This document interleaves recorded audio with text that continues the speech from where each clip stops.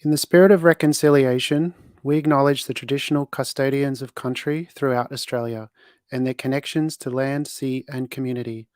We pay our respect to their elders, past and present, and extend that respect to all Aboriginal and Torres Strait Islander peoples today.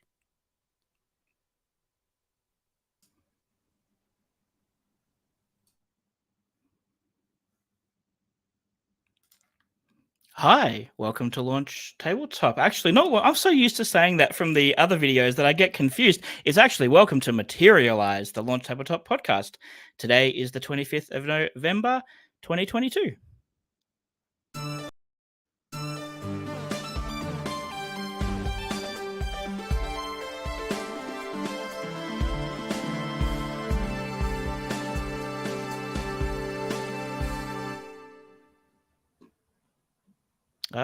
Hello. I am joined today by Kate and Alana. Hello. Hello. Hello. And today we have special guest Nick Chan, who's the CEO and co-founder of Launch Tabletop. Hi, Nick. Hi, guys. Thanks for having me. No worries. How is everyone? That's actually, I might listen to this a bit more orderly because I say how is everyone and then everyone just talks. So, Kate, how are you doing? Once again, I'm very glad that it's Friday, and it's been a week, but not a bad one. Just it's been a bit of a slog. It's been a week since the last time. It has. How did that happen? It's almost like there's this thing going around the sun or something. Yeah. Oh, what a novel idea. Alana, how are you? I'm good, thank you. Yeah, it's been 7 days since 7 days ago, and doing well. Yeah, it's good to be back. And how about you, Nick? I'm doing fine. It's a rainy day here in Hong Kong, but all good. Oh yeah, Happy that it's Friday. Nick would be our first non-Aussie based guest. No, is that right? No, Aris? incorrect. Our No, very who did we- first guest no, was of course, Aaron. of We had course. Aaron in Malaysia. Yeah. I'm so Of used to course. Aaron just being Aussie. That's right. Because yes, Aaron Yeah. was in Australia for a long time, but no, Aaron's in Malaysia. Has been now for a couple of years. So yeah. Very good. Welcome, Nick. All right. So it's raining over there, Nick. It is. Let's talk about the It's weather. That's unusual the first thing. for November. Okay. I don't know. So is No Hong monsoons? Kong? I was going to say, is Hong Kong more tropical kind of climate? Is that? It is subtropical. Normally, we get a lot of rain during the summer. Typically, in November, December is pretty dry, but it's been raining for the entire week. Oh wow! Raining porcupines? What? Sort of. I do not get that reference at all. So Nick on occasion has sent us pictures of like random porcupines that he's taken a photo of wandering around Hong Kong. Oh, that's right. Yeah, sometimes when I go running, I see them and I share the photos with the team. Yeah, which That's just funny. blew my mind. Like I thought we had all the weird creatures in Australia, but no, Hong Kong has porcupines just chilling out. Mm. Wow. So they're There are native also there. pythons. And pythons. Wow. Pythons and wild boars too. Huh. There you go. Yeah, Nice. that's boring. We Well, have that's those. that's my little whatever like thing I've learned for this week. I had no idea about any of those things. I must admit though, like I only think of Hong Kong as a really like urban built up, like the city elements. I don't really think much about the non-urban kind of side of things and the wildlife and stuff. Yeah. Yeah, that's right. That's what a lot of people think about Hong Kong too. But actually, when you come to Hong Kong, it only takes you 20 minutes to go from the city to a beach or to the mountains. So there's actually Wow. a lot of nature in Hong Kong. Yeah. Awesome. That's very cool. All right. So we are going to move on. And this week we've got a bit of a combined launch table tip as well as a launch lab update. Kate, did you want to talk about that and lead us into that? Yes. So was it our first week? I think we mentioned that the PDF Stitcher functionality is getting closer to completion, and it's now at the point where we can, put some guinea pigs in and put them on the wheel and see what comes out. So I've been working with some user testers this week, which is always interesting. I love doing user testing because people who aren't familiar with it look at it and tell you what they think, and it's great. Sometimes it's like, oh, so much work to do. Yeah. Usually it's like, yes, we're on the right track, which is good. And I got lots of great feedback from my 3 guinea pigs so far. So thank you, guinea pigs. You know who you are. Wonderful. But there's always something that comes up when you're working with user testers about something that they're perhaps not as familiar with. And this time, something that was obvious was the concept of DPI, dots per inch or points per inch, came up. And so I thought that might be a good tip to cover. Okay. So dots per inch, DPI, is a concept where you got an inch and you put dots into it, and it's however many dots are squished into that inch. It's exactly what it says, dots per inch. The confusing part about it is we use different quantities of dots per inch depending on the thing that we're doing. So on your screen that you're watching this on right now, it could be as low as 72 DPI. If you're on a Mac, it will be much higher, but I think the average is somewhere around 96 DPI at the moment. When we go into printing, though, we have to use a much higher DPI. Otherwise, everything just looks blurry and kind of fuzzy and not sharp. So we have to be able to understand what DPI is to make it work for us. DPI. And I believe, now you can tell me if this is wrong, but is it on? I think it's on a square inch. I think it's 300 dots per square inch.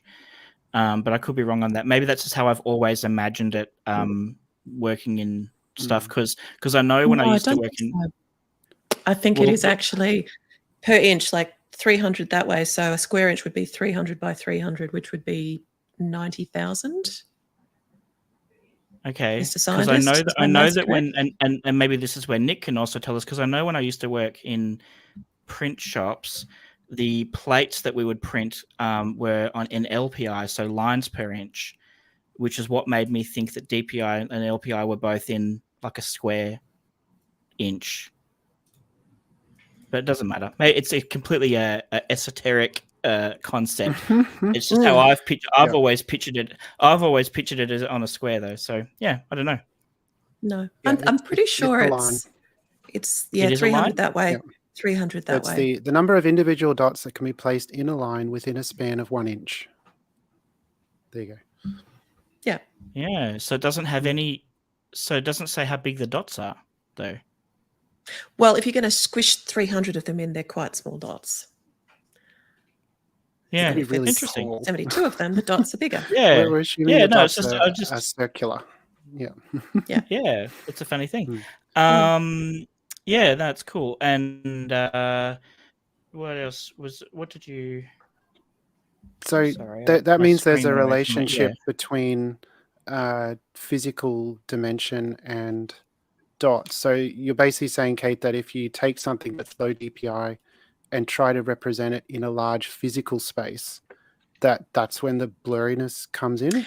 Exactly right. So imagine you've got just a little photo that's, I don't know, because we're talking about inches, let's say 3 inches across, which is about 7.5 centimeters. That's got 3 inches worth of dots. So it's 900 pixels or 900 dots across. If you blew that up to something that was a meter wide, well, let's say 90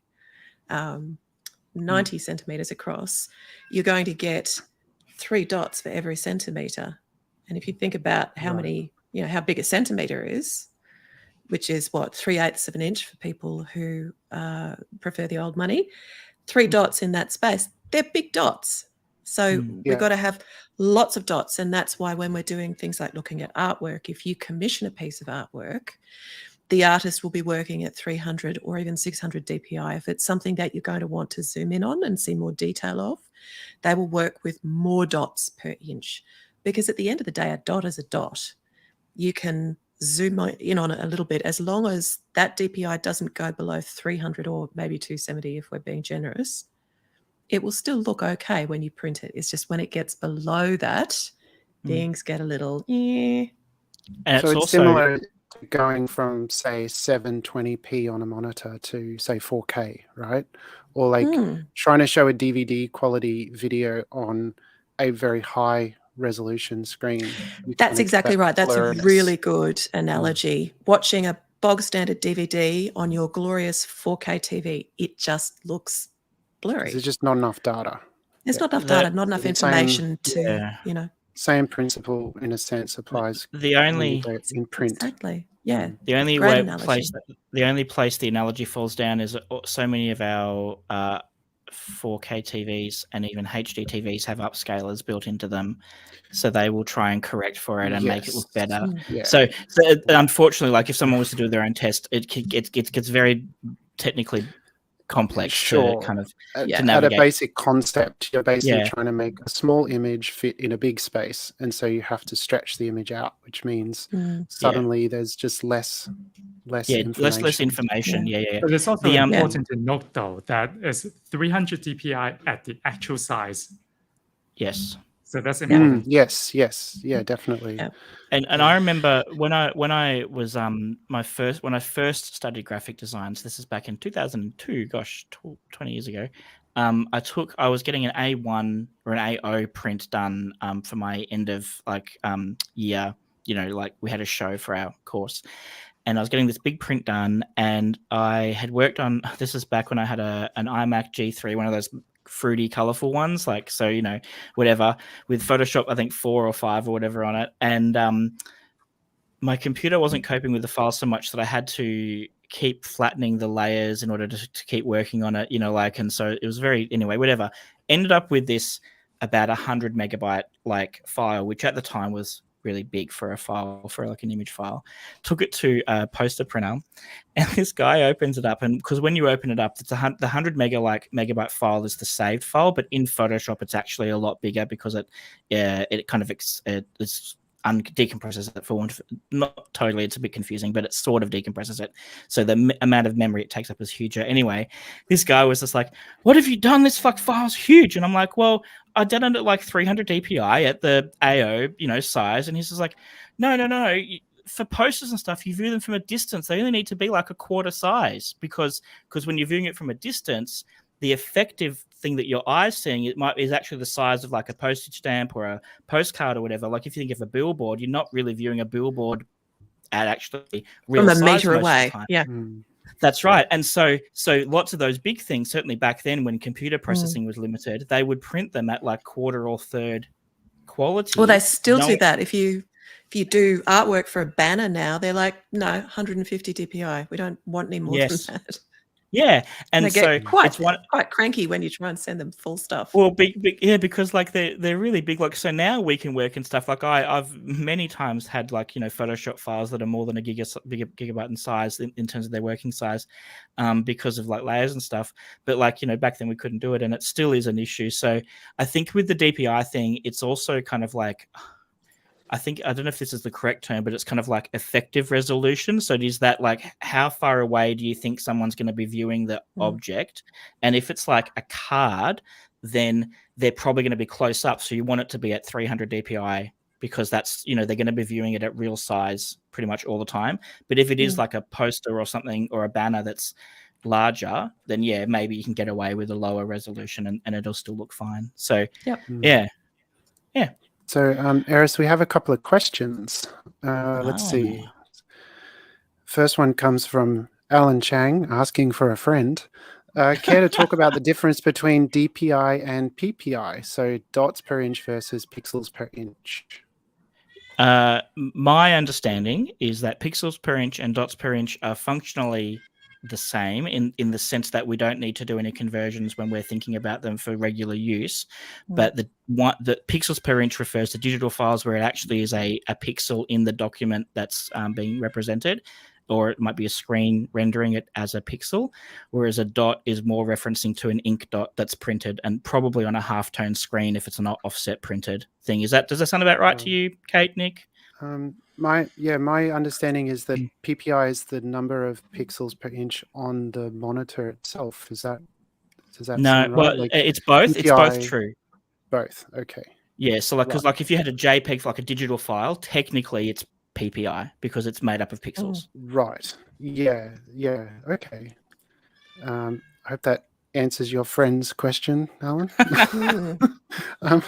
And Alan has another question. This might be a good one for Nick, actually. So Alan's other friend says, is there an appreciable difference with going above 300 dpi for offset printing, or is there a diminishing return when it comes to resolution versus file size? So with the printing that we do for board games, we print at 300 dpi. If you supply an art that is bigger than 300 dpi, it's not really going to make any difference in terms of the final product. So what I would say is that you probably want to just keep it at 300 dpi, and there's no need to go any larger, unless you can think of a case where you want to use the art file for something else later. So keep the art simple, keep it small, and just 300 dpi is more than enough. Yeah.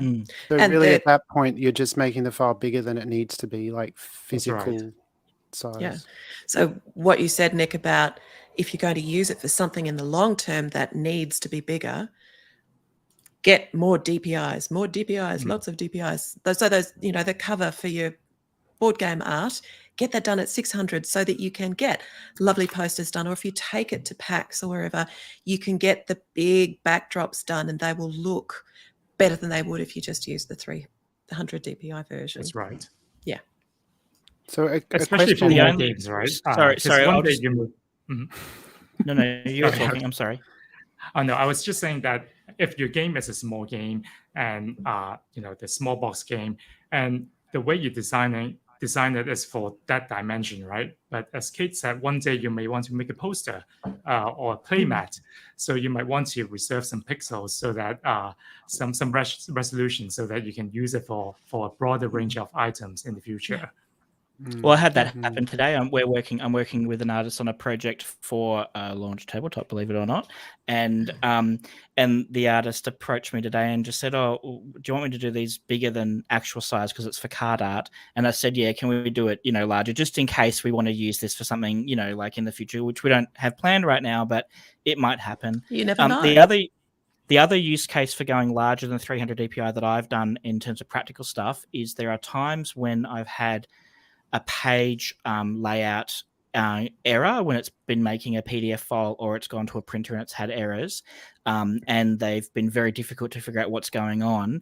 So the way that we've solved it, which is a bit kind of, I suppose you could say hacky, is just to flatten the whole page in Photoshop and make like a TIFF file, and then drop that image file into InDesign as a flattened image, like text and everything. When I do that, I tend to do it at 600 DPI only because when files are shrunk down, they tend to seem sharper than when they're at like the real size. It's partly a perception thing and partly how the software kind of renders stuff. So generally, if you make it a bit bigger and then reduce it, it actually can look a little bit sharper than if you just make it at the correct size to begin with. But it's only, for me, noticeable when you're dealing with like small text or something with a very hard edge like that. Normal photos, normal artwork, it wouldn't normally be that much of a big deal. So there is sometimes when I do it, but exactly what Nick said, when it goes to the printer, their pre-press system is probably going to limit everything to 300 DPI anyway. So it's not so much about that. And same as InDesign, when you export from InDesign, the default settings will cap everything at 450 DPI, I think is the standard. Or anything over 450, it brings down to 300 DPI. Yeah. So it's kind of like it's really just I've not done any proper scientific testing to confirm that the way that I think about it is true, that maybe I don't need to do a 600 DPI file for those text things, but it's sort of just it's just the habit I've developed over the years. But obviously in a perfect world, you would keep your text as a vector anyway. So one question I feel like we might come across a bit would be someone asking, you've asked me for, say, 300 DPI art. My art is, let's say, 290 or something. What can I do about that? What do I do? How do I get the extra 10? In a program like Photoshop or Affinity Photo or even like GIMP or something like some of those like image editors, normally you can get away with a kind of like 10 to 20% kind of like increase with not too much kind of degradation in the file. So for most, if it's something like 290 to 300 thing, I would just upscale it like in the software, and it's probably going to look okay. It's more when it's way bigger than that. If your file was like 150 DPI or 72 DPI and you're trying to bring it up.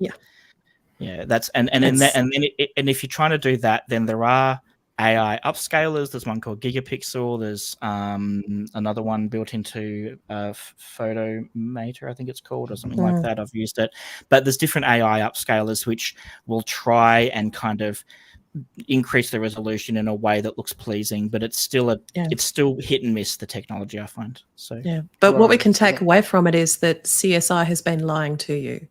You can't zoom in and in. Oh, the zoom and enhance in those TV shows, it blows my mind. I'm just like, no, and it's just like it makes me like not disconnect. how this works. Or like they'll have a crappy video like security camera, and suddenly they're like, oh, we can just someone's keep zooming number in plate. Reflecting off someone's eyeball. Oh, yeah. You can clearly see the reflection in their eyeball of the killer with the knife. Yeah. So to relate this back to the Art Stitcher a little bit, the Art Stitcher, which we've created to alleviate some of the kind of learning curve or kind of people hitting a bit of a wall when it comes to technical requirements for preparing the art. The way it works is we're going to ask people to supply raster files, so PNGs. So in terms of like DPI, when it comes to raster files for like what we're asking for, we're going to be asking for specific dimensions for a file.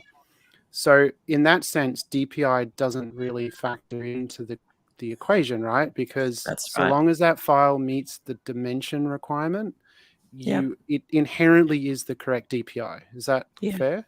Yeah, that's absolutely right. If we need 2,000 pixels by 2,000 pixels, we've got it set so that it goes, I don't care what your built-in DPI is. If you've got those 2,000 by 2,000 pixels, I'm happy. Thank you very much. Here's your PDF. Excellent. But it can be confusing for people who aren't familiar with it. So it's a bit of a minefield. It is a bit, But it definitely, in terms of like the system, any system that says to you upload a file that's this many pixels by this many pixels, you don't need to think about the DPI, because whoever's requesting that they will have worked that out to meet whatever their requirement is.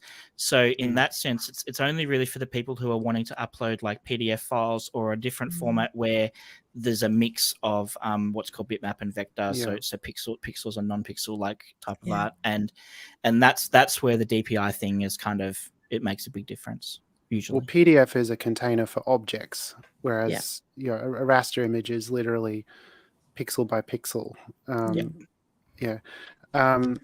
Excellent. We could talk about this all day. We could talk about this, but let's not, because we've got other things to talk about. You're right. So let's move on. And my computer's giving me notifications, which I didn't want. So, all right, we might move to our regular sponsor of this show, who is ourselves.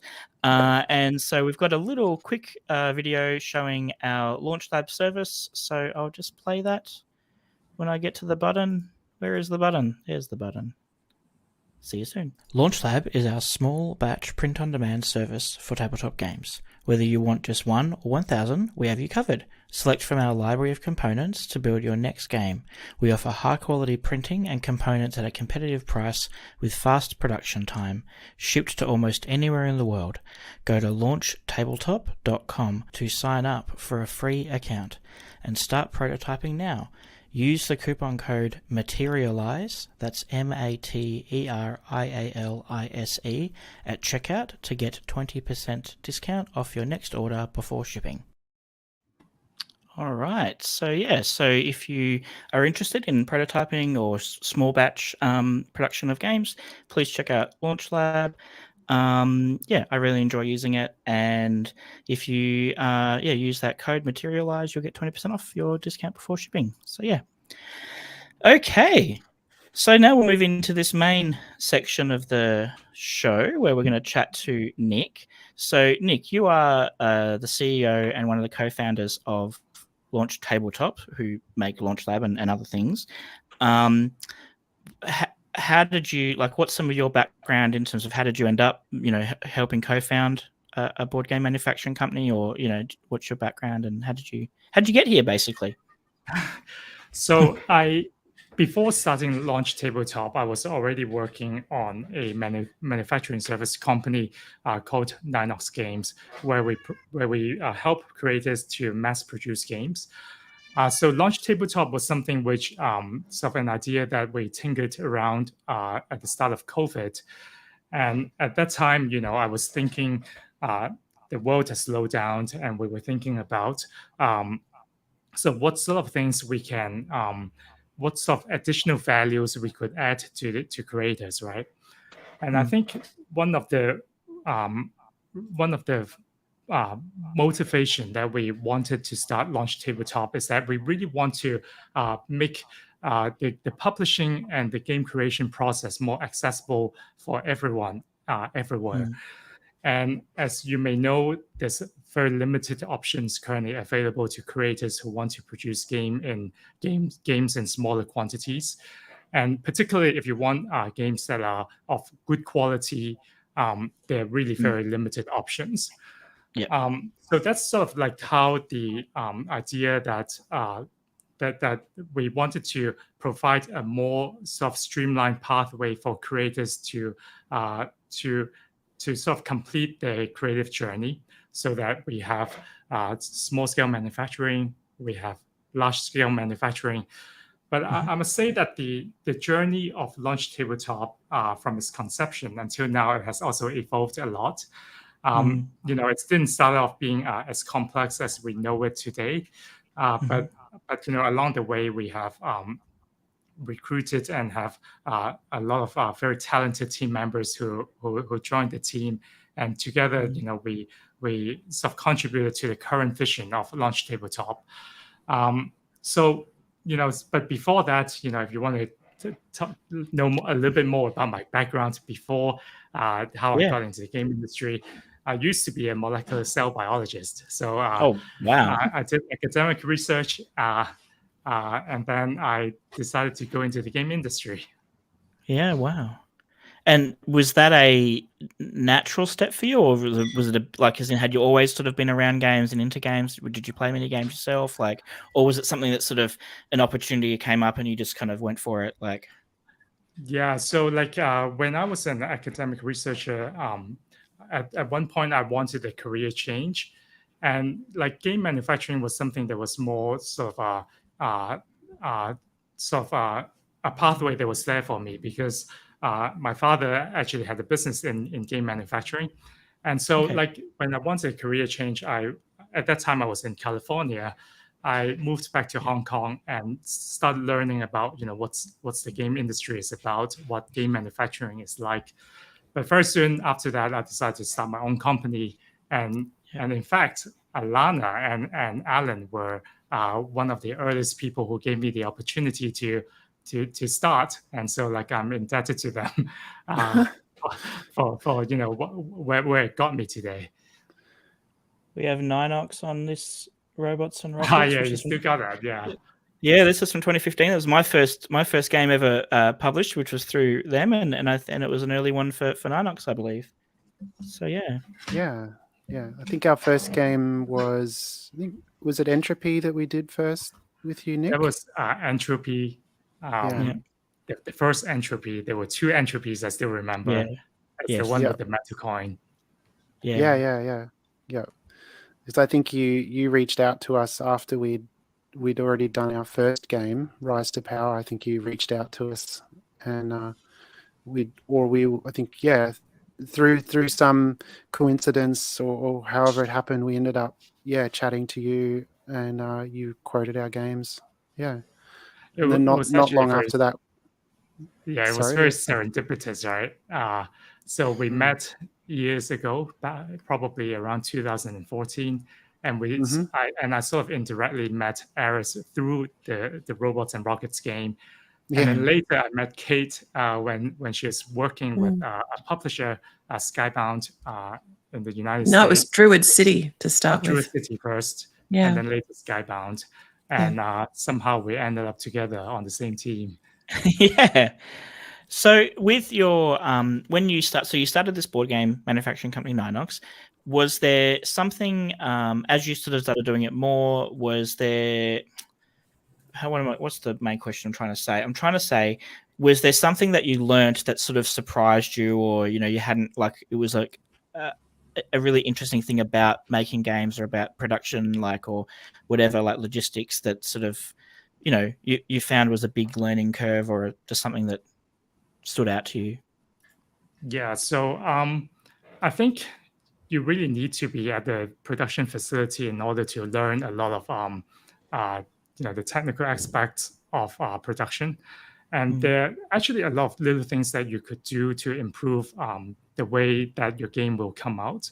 So these are things which it's not very obvious to a creator, but to someone who has seen the production or have spent enough time in the industry will sort of know. But helping the creators to sort of align their expectation and what is doable manufacturing wise is always tricky, and sometimes you just have to but so a key aspect of the process is how do you keep information symmetric so that creators can get what they want, but at the same time what they want to produce is manufacturable and also scalable in the long term, right? Yeah. But I've come to really love working with people in the industry. In many ways, I think it is a passion-driven industry, and there's actually a lot of it's pretty reminiscent of my days doing scientific research, which was also a passion-driven industry. And so I really enjoy providing service to creators, and in some way, manufacturing is really you can call it the last leg of the creative journey, right? And so sometimes when I think about it, is that I don't see game manufacturing as manufacturing a commodity, but more like you're safeguarding the very last leg of a creative journey of someone else. And so like this sort of role that I see with manufacturing service, that we need to be not only do we need to know, but we only need to care, which is something which I really focus on, because there are people who know and there are people who care, but you really need both in order to do something well, right? And I hope that with what we do at LTT, we will always have this mentality within us. Yeah. Sorry, I totally got distracted at that last section because I saw that we had people in the chat, which I had not noticed before. So, hi Lee, hi Alan, which Alan you spoke before, but welcome to the chat. So with your like with the printing of games, what would be something that is a common kind of thing that people seem to kind of get wrong, or not wrong, but like what's an area where if they change something, they could the quality would be better for their production, or like, is it just a little tip that you might have, that something you've picked up that is a common, thing that people? Yeah. So card designs, how do you design a card? How to use colors? Sometimes it can actually make a huge difference, right? I would say that design-wise, for example, for card back, you want to keep your card back color consistent across print runs. And so like the way you design it, there are things that you can do that can help you obtain more consistency. That's why when you look at playing cards, right, they use a spot color, complex pattern, because that visually actually helps you, visually makes it harder to distinguish color differences. And so I don't see a lot of creators use that in the board game design, but these are actually things that that can be considered if you want to make your game a little bit more future proof. There are simple things like this, and then there's also choice of materials, which is worth considering. I know that in the industry there's a concept where people would always go for black core cards, right? Yep. Like this is like something that many creators have thought Took about. the industry by storm. That's right. Everyone wants black core linen. That's right. Nobody likes paying for it. That's right. But I've got to admit, though, I love it. I love black core linen. I'm Yeah. so in that camp. I'm in that bandwagon 100%. But I always argue that, when you think about things like black core cards, the color of the core doesn't necessarily reflect the quality of the card per se. For example, a good paper mill would make white core cards better than a bad paper mill that make black core cards. Okay. And so when you think about this, it's important for us to be rational, right? It's sort of like it's a chocolate wafer better than a vanilla wafer. I don't think you can compare it like this. Does the white core, because like one of the arguments for black core or blue core, which I know is used in like cards and stuff like that, and I think Magic might even use a blue core. I'm not sure. I think Magic's black. Uno uses blue. It does use. Yeah, I thought so because I used to have a friend that was the design lead for like the graphic design lead. But the argument I've heard is that the blue or the black core, it helps prevent like see-through. If you've got a white areas of your card. How does the white core, like, does white core still stop that happening? Does the color matter or not really? Like, yeah, so the color matters. So the idea of black core originates probably from the casino playing cards, where it is important to block lights because there's a high stake in play, right? But in board games, how often would you play under a lighting condition that is so critical for your opponent sitting opposite to you to not see your card, right? Oftentimes your card is upside down on the table or close to your body.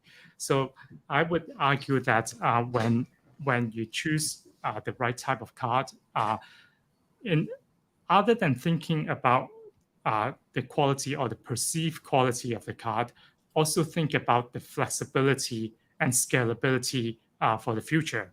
So you don't want to corner yourself in choosing a card stock that is not widely available, hardly substitutable.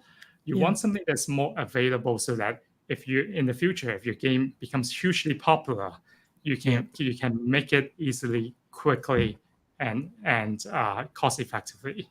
Yeah.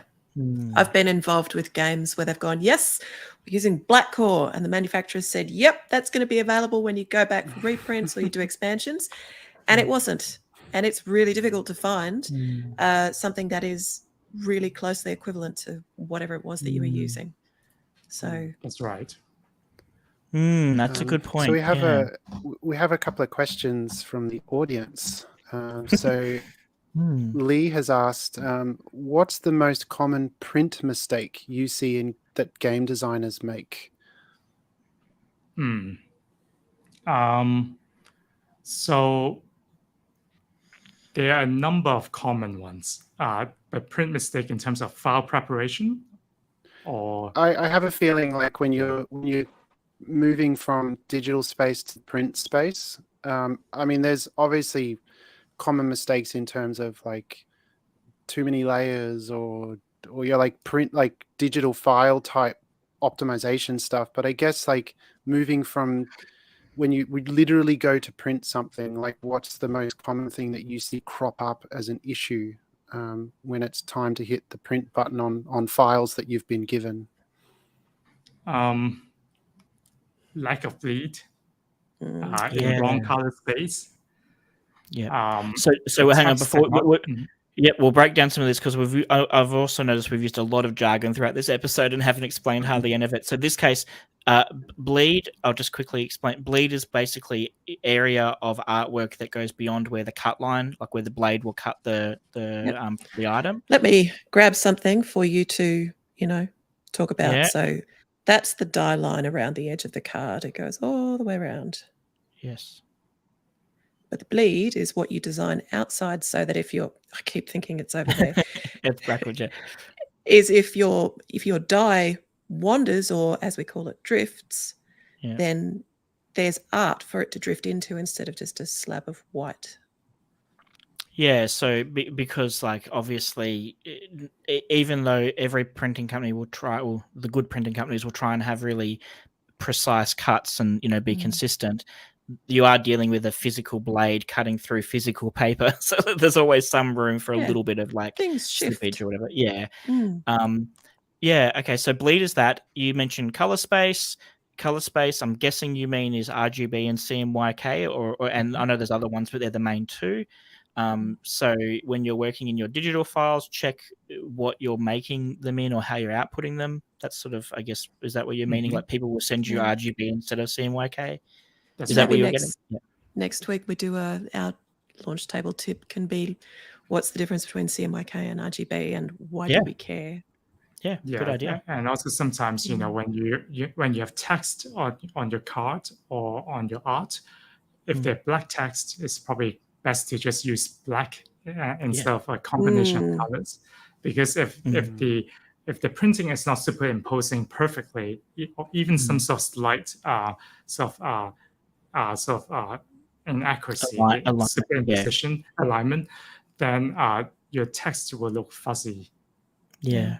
So there's a common thing ghosts. when you're converting an RGB file to a CMYK file, the color black can come through as a mix of all the inks rather than just the pure black ink. So when you're doing the text stuff in your files, it's good to try and just make sure that is just the black ink alone, or if it's just full on offset job, it'd be the black plate. There's a lot of technical jargon we can go into, but yeah, no, but I know that advice is common. Like I know with doing like books and magazines and stuff, it's also a common thing that some people will do, and they'll put their tiny little text that they're getting people to read, like 9-point text or whatever, and if it has some color in it, you'll see that like the magenta or the yellow or the cyan, like it creates a kind of fuzziness, like it's not as crisp. Little ghosts around the edge. Yeah. Yeah. Yeah. Okay. So it sounds like bleed and colors, inadequate sort of, or not accounting for the fact that color layers might separate or be not perfectly aligned. Misaligned. Okay. So I have Alan, I was going to say, we're both on the same wavelength here. It's all right. We have another question from Alan's friend who's a newbie. It can be intimidating to reach out to a manufacturer to get quotes. What information should I prepare before I approach a manufacturer? So the basic information you need to have is you want to describe what components you have in your game. For example, it has a box, it has a deck of cards, it has a game board and a rule book. And then you want to think about what quantities of those components are present in the game, and then what material you want to use the game, or any sort of special production requirements you have for the components, like you want linen finishing, you want it gloss, or you want it matte. So if you're able to describe your game in a way that breaks it down and basically cover what is there, how many are there, also what material, and then any sort of special requirements, that would be very clear and informative to the manufacturer, whoever you work with. As a follow-up question to this, so I've had this happen to me when I've reached out for quotes, and I've also heard other people complain about it. When you send an email to a manufacturer, there's a tapping happening on someone's microphone, I think. Can anyone else hear that, or is it just me? No, I can't hear it. Okay, that's all right. There's a resonance sound that was happening, and it was very distracting for me, so I don't know what was going on. One of the things that I've had happen, and I've heard other people have happen, is they've reached out to a board game manufacturer for a quote and just never heard back. Like, as in, it's just not, they haven't got a response. What would be, like, if that's happened to somebody, like, is there a course of action? Like, should they reach out to that company's, like, social media, or should they just keep emailing, or should they just give up, or, like, do you have any thoughts on how to approach that, Nick? I know I'm putting you on the spot here with that. I would say that if you have a very, very complex project, you want to, for example, you have a base game, you have multiple expansions, you have add-ons, you have all these other additional products that you want to make. it's probably best to keep it simple, to initiate a conversation with the manufacturer. Sometimes I think that there are many reasons why you're not getting a response. Maybe the email just didn't reach the manufacturer, or or the information looks so complex that whoever's receiving the email decided that, okay, I will have to spend more time to understand this. And then there might be other inquiries coming in that sort of distract them away from that initial inquiry, and then they forget about it. So I think keep it simple, but if possible, also try to initiate a conversation with the manufacturer, whether it's by video conference meeting or by a call. That is often better, I think, because some manufacturers, they may be getting a lot of emails per day. And if they're able to understand the project quicker, then it's easier for the creator and the manufacturer to align their understanding of something, and the project can proceed more smoothly. Okay. Yeah, I mean, it's a tricky one because I know every company is going to have different ways that they want to deal with it. So I guess we can focus on for us, like if someone's having trouble reaching out to us, you're just saying just keep trying or contact us on social media or something, or so Launch Tabletop, we have a number of ways where people can reach us. We are on Facebook, we are on Discord. Join our Discord channel because we do a lot of informal communication there as well. We also have our support and general inquiry emails that you can write to us. When you write to us, a number of us would receive the email. So that is a good way to ensure that it gets read promptly. Yeah, cool. Alana, do you have any questions that you wanted to ask Nick? Yeah, I mean, things that I guess I mostly know the answer to, given that I'm kind of in the industry, but I think it might be helpful to kind of just discuss. So in Launch Lab, we do small batch manufacturing. So what would you say is the biggest difference between, like, how does small batch printing differ to mass manufacturing? So the challenge of small scale manufacturing is that the time required to set up the production sometimes is not any shorter than when you're making a high number of games.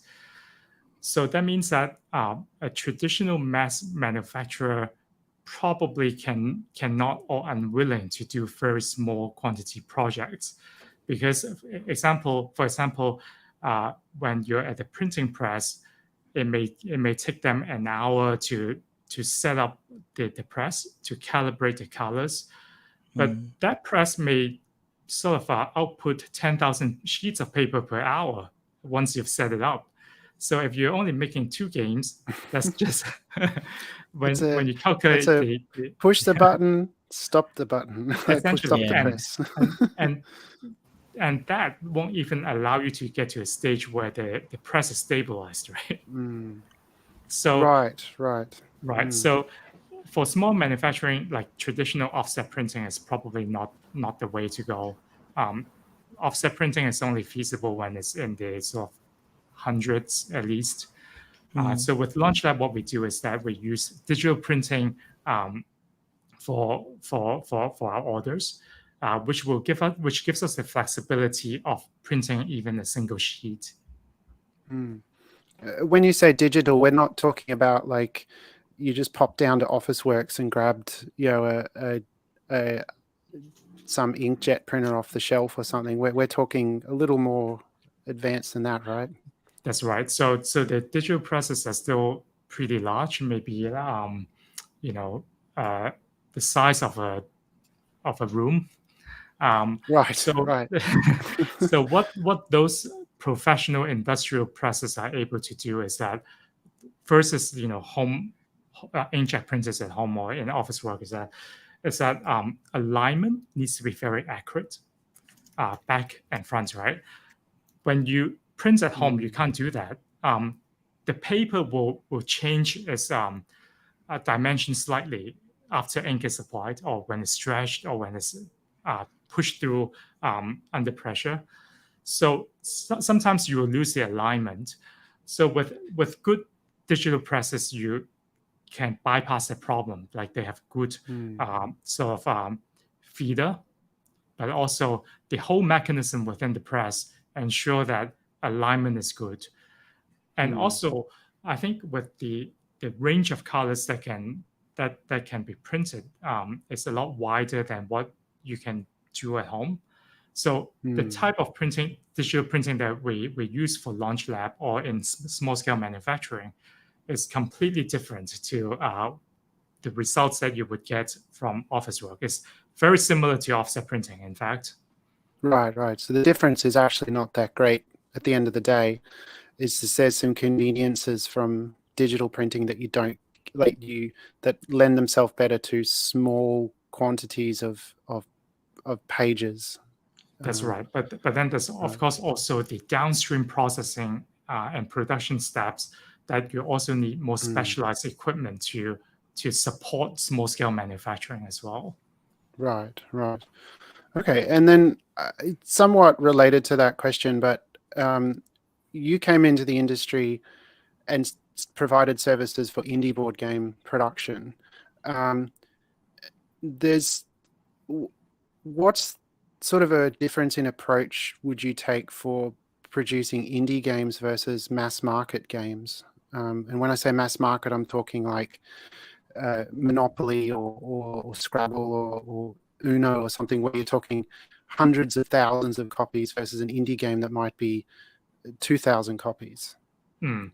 So I would say that for an indie game, to the creator, that is the passion, right? It's something that they have worked very hard towards, and it's not simply a product that will go onto a shelf purely to generate revenue for the company. So there's a stronger human element in indie board games, and so, but at the same time, I think indie publishers they typically have less resources than larger companies, and so therefore they don't have the enough people within on the team to provide support for different aspects of the project development steps.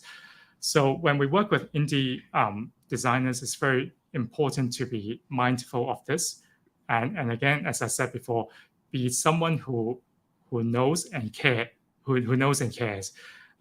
Help them, because you will need more sort of time and effort to make sure that information is clear, and you understand them, and you make sure that what they want is translated all the way down to the production. And this is something that is important to bear in mind of. Also, I think with indie game designers, not just about manufacturing, but also about file preparation and also downstream logistics and arrangement. That is something that you'll need to be ready to provide support. Right. So it's the difference mostly in your approach when you talk to customers wanting to produce their indie game, less so like an equipment-based difference. So it's the same kind of machinery that you would use for mass market. Yeah. So like most indie game designers in the market, they're still producing games in the 1,000 range, right? Yeah. So that's essentially the same equipment that would be used otherwise for mass market products. Okay. Right. Okay. Is it really like interesting? You may not have this kind of numbers off the top of your head, but I've heard over the years people say that a lot of I'm going to say like regular board games, so you're not mass market, but you're kind of normal, I guess, hobby indie board game kind of things, that successful ones might only still print 3,000 to 5,000 copies, and then the ones that do way more than that are kind of like the really successful ones that kind of take off, and then they start doing in the tens of thousands and even much higher. have you seen anything like that where there seems to be a lot of games that like print runs that have kind of around a certain size? And so as a board game designer and, self-publisher, I'm hoping in the future, like what would I be expecting kind of like to print, in terms of a print run for a normal game? Do you have any? Yeah. So one thing we need to remember is that production costs will always come down with increasing quantity. That's due to the economy of scale. And for a lot of indie games, where let's say a small publisher, maybe first time creator, maybe the quantity is in the 2,000 to 5,000 range. That is what I see a lot, right? But for more experienced publisher, they're more towards the 10,000 range, like 5,000 to 10,000 range. Mm-hmm. And then for mass market product, it can go anywhere from 100,000 to 500,000 copies. Yep.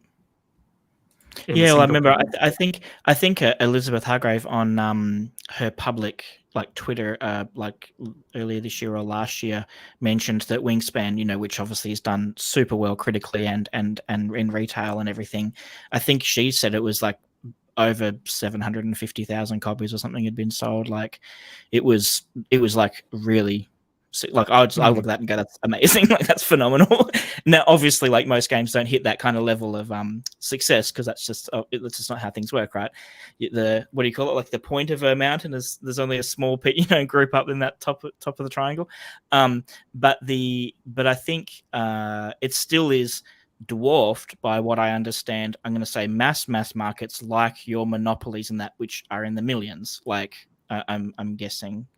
Or at least as I understand it there.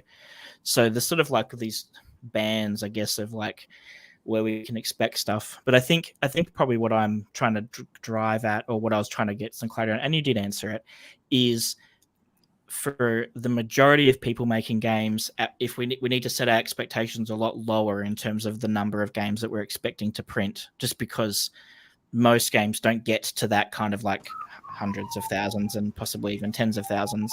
So that kind of like 2 to 10,000 range is probably more likely, and even then less for a lot of games in the hundreds. And especially that's what we're trying to do with Launch Lab, is help people, help people with, when they're still in the smaller phases, or they've got a more boutique kind of like thing or whatever. Mm-hmm. Yeah, so I think if you're working in that range, the smaller quantity range, a tip that I would provide is that keep the components simple, and also try to limit the number of different material used as well. For example, like must you use 2 different types of cardstock for 2 different sized cards? You may not need to, right? So, for example, your player 8 card, does it really need to be bigger than the rest of your cards? If they don't need to be, they can be bundled together, then it's more cost effective to produce a game that way. Fewer processes, I guess, is what it results in. Right. Exactly. Yeah. Kate, did you have any questions for Nick? No, not really. not that I can think of at the moment. You talk to him every day. We talk all the time. Yeah. Do you? So, Kate, I will ask you a question though, like because you've worked for a few different publishers and you've been around the biz for a bit. Do you have any advice for somebody who is, in terms of like to make their game print a bit more nicely or reliably, or something like that? Is there a common thing? I mean, Nick mentioned about bleed and color space. Was there any other common kind of thing that you've seen people do that they could do better in the future? Oh, there's the thing that I mentioned the first week, which is use the right tool for the job. That will always improve the result. Get a graphic designer to do some conceptual stuff. Graphic designers exist for a reason. They have a lot of knowledge and they will help you do a better job in terms of just getting better all-round results. Listen to your manufacturer. When the manufacturer says, that's not a terribly cost-effective option, have you considered doing instead? Like, your manufacturer has a wealth of knowledge. Like, That's all they do. They don't develop games, they just manufacture them. So they've seen an awful lot of ways to do things, and they know what is more successful or more cost effective, and at the end of the day, the cost effective stuff is really important, because there's between 5 and 10,000 new games released every year, which, sit there and go, well, we've got, 8 billion people on the planet? That's not so many. But if you imagine your local game store with 10,000 new games shoved in there every year, you're not going to sell that many of them. So you've got to be able to compete. Talk to your manufacturer, listen to them, take their advice and experience seriously. But I think the process of creating and publishing games can be complex, and I think at LTT, what we really want to do is to provide a clear pathway for creators. Currently, I think the industry is very fragmented, right? Creators need to go to different places to receive different services. But at LTT, what we really want to achieve is to provide a single stop where creators can find a way to accomplish what they need in their creative journey more easily. And we do this by a number of things. One is that we innovate with novel solutions. We want to offer streamlined workflow, better user interface, integration of different services, whether you are manufacturing at small scale or large scale. And in our roadmap, we have more exciting things that will happen in the future too. And secondly, we want to empower creators by being a company that knows and cares. And lastly, I think, and importantly, is that LTT wants to create new channels for monetization for creators. So these are the themes that we are focusing on as we sort of unravel some of our plans in the future. Yeah, and I think that's something that since I joined the company, it's still a journey, because I learn more about your, and when I say you, I mean like the leadership team's like plans for the business, and I'm like, oh, you're planning that? That's ambitious. And I think one of the things that has been illuminating for me is that it isn't just about game manufacturing. It is what you said about trying to help people who are making games, like game publishers and game companies, to increase their success across a number of ways, and it's not just about strictly the manufactured game alone. And obviously I'm not going to reveal anything that's not been revealed yet, but like I know that that's been a really interesting aspect that I hadn't really considered, and I haven't heard of other companies really trying to do. So yeah, I guess for our listeners, watch this space, and we'll announce things as we are able to. So Nick, we're just about at the end of the show. It's been about an hour. I was just wondering, do you have? No, what was I wondering? I don't even have a good question at the end. Boy, I'm a great host. Yeah, I have something to say. I think that you want to say good. Yeah, I think LTT has a wonderful team, right, at Launch Tabletop. That the vision of LTT is not shaped by me or just all the other co-founders, but it's shaped by everyone in the company. LTT in some way presents an opportunity and challenge to all of us, where we want to combine our expertise in different segments of the industry and offer creators a more complete, a more novel experience. And I think that in some way we are an unlikely team, because I don't even know how we came together. There's a lot of serendipity involved. But like the people who we are trying to serve, we ourselves are on an expedition of our own, right? We are venturing into great unknown, great challenge. But when this challenge and opportunity presents itself to us, I think our team feels that we just have to take it, right? And it is a very exciting adventure.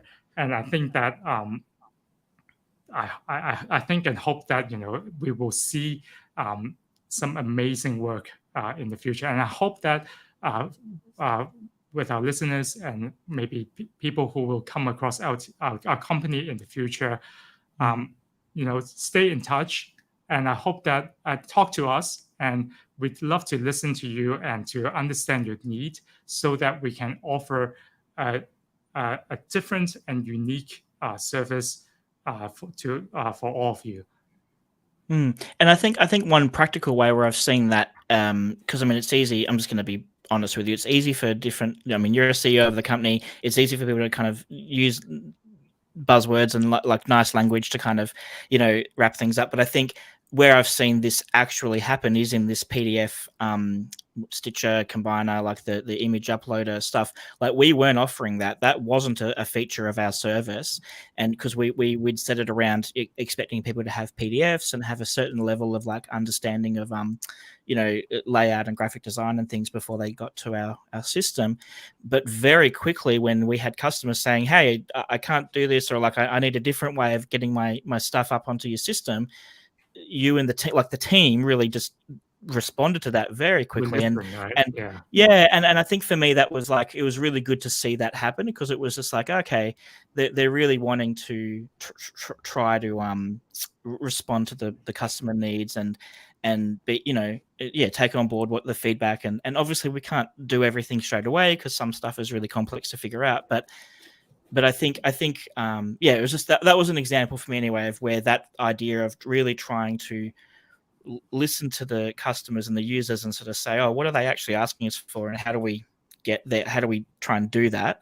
I think that was an example of something that's been done with. So I'm looking forward to what happens. And I think the moral though is also, if you are someone who is thinking about using Launch Tabletop, continue to talk to us. Join our Discord. Send us an email through the support email, and it's quite possible that your idea is the thing that will help us make it better for everyone. So all right. Well, I think we're gonna wrap up. We are next week. We hopefully will be joined by Steve D, who is from Tin Star Games and has done many things. So we will hopefully see him next week. And if you want to stay up to date with things, then yes, join our Discord, which we'll just get the banner up.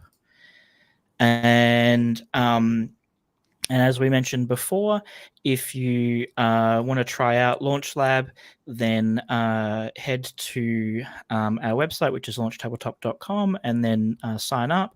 And if you enter the code Materialise into the checkout, you'll get 20% off your next order.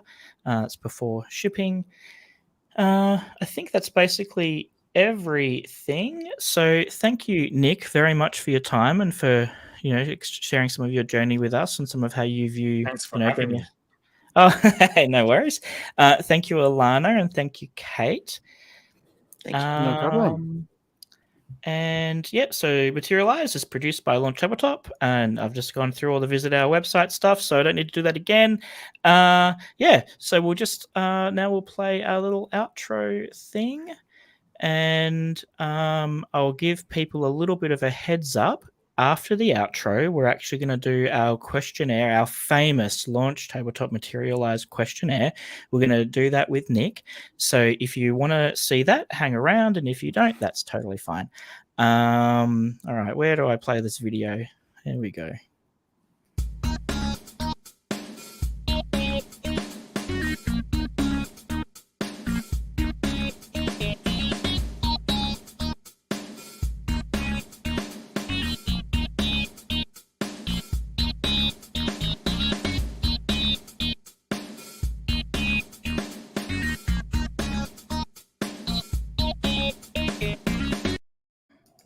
All right, now we're going to do the world-famous Materialise questionnaire. Nick, just be aware that you will be judged by your answers to these questions. And so, just keep that in mind. There's a gravity of this situation. So the first question is, I'll just get rid of that. Are you more of a heart, a diamond, a club, or a spade? I'd say a club. Oh, what did you have? Is that the first person? Am I the first person saying that I'm a club? You know what? I don't remember. I don't have. I haven't. I think Carl might have been a club. He was a club or a spade. I can't remember which. I know I said I might be a bit of a club because I can be a bit of a blunt instrument. I don't know whether being one of the fours actually have other meanings in the broader pop culture, right? But the reason why I choose the club is that I think aesthetically it is nice. It's from the clover leaf, right? And I yeah. also feel that there's like more room for variations of expressing the club than the other okay. ones, maybe. And it has also evolved into a pretty classic symbol in different cultures and different motifs in art as well. So I think I like the club the best. And it's also, it's not. I don't think it's the most dominating one. Oh yeah, At least so a from bit more the subtle. Yeah. a bit more subtle, but it is still a very pretty one. Yeah. Awesome. All right. Dinosaur, pirates, or space zombies? So this is dinosaur pirates as one thing, or is this Correct. dinosaurs, pirates? Okay. No, it's dinosaurs that are pirates. Correct. And zombies that are Pirates that are space? dinosaurs. Then I'll Space have that to are choose zombies. dinosaur pirates. Fair enough. Dinosaur pirates. I am absolutely thinking of rewording that question to something different because it's the same problem every week where people get confused. The other thought I had was for this question, it could be, what would you prefer as your like enemy, like nemesis? Like, would you rather dinosaur pirates that you're fighting against or space zombies that you're fighting against? And I thought, anyway, there's different ways that we could view this question. Yeah, it would be dinosaurs, right? Because they've already extinct. So if they were my enemy, they no longer exist anymore. It's hard to argue with that logic. I know that over time, they're gone. That's funny. Do you have a favorite snack or drink when playing a tabletop game? Well, I usually like to keep my fingers clean while playing tabletop games. So I don't snack when I play games with my team, and especially during COVID in Hong Kong, we still wear a mask, so there isn't a lot of room to chew on to eat snack while playing games. Drinks, if I must choose, I say a glass of wine would be nice. I think that's what Kate said too, right? I think Kate's on board with that. Yeah. I'm going to go and get one after this. Yeah, we totally should. We could even have it as a thing, like show us the drink that you're having. But although I don't drink alcohol, so I'd be useless. I'd always be showing water or something or Pepsi Max. That's fine. But yeah. All right. Next one: cards or dice? What do you prefer? Cards. I think so far everyone on the show has chosen cards. No. Carl last week Carl chose dice. Yes. Yeah. The reason why I chose cards is that despite how simple they seem, there's so many things that can go wrong in the production of cards, and I've come across a lot, and I know that there are many things to watch out for. So they're actually not as simple as they seem. Yeah. Okay. And also, without them, you'd be out of a job. You have a greater appreciation for cards in that sense. Definitely, yeah. When I feel them, I know that when I touch them, I know what GSM they are, whether the grain is right, how they are cut from which side to another. Yeah, now you're just getting weird. No, I love it. Keep being weird. It's fantastic. Maybe we'll need to do a whole episode around just paper. We'll do blind testing of cardstock. Yeah. Blindfold, you'll hand the thing and you'll go. Test me. How thick? Yeah, that's right.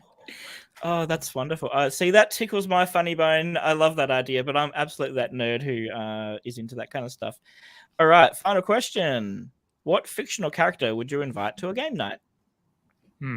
Is there a fictional character who can speed read? Because I think I don't play a lot of complex games because sometimes I feel that just understanding the rules and reading the rule book is pretty involving. And so if someone I would say either a fictional character who can read very quickly, that can then read to me, or someone who is a great explainer Who would that I think be? that second one is the thing to go with, because you can read fast and still not understand what it is that you're looking at.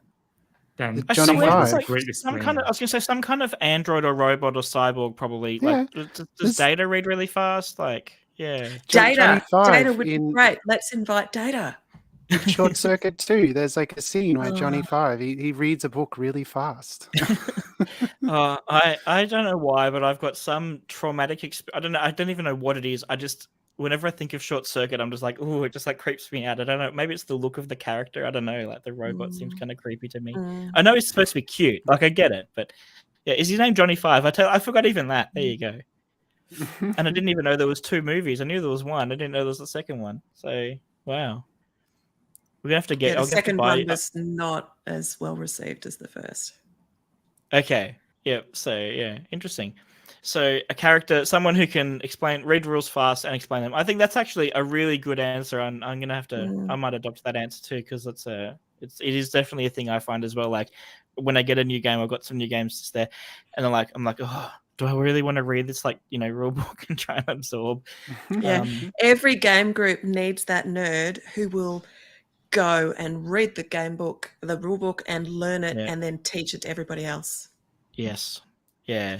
It's one of the That's why I'm also grateful for the people that do videos. Like, they'll do the video like explanations of rules or like how to play games and stuff. Because I find I'll reference them as well. Because sometimes actually reading it I find not always easy. But that is totally a thing that I would think we can talk about, which we might even be talking about in a couple of weeks, is rule books and how to make them more accessible and stuff. So yeah. All right. Well, that is the episode, and we will be ending now. So thanks everyone for watching. Thank you. And goodbye, everyone. Yeah, sorry, I didn't even talk goodbye. Boy, I'm terrible. All right.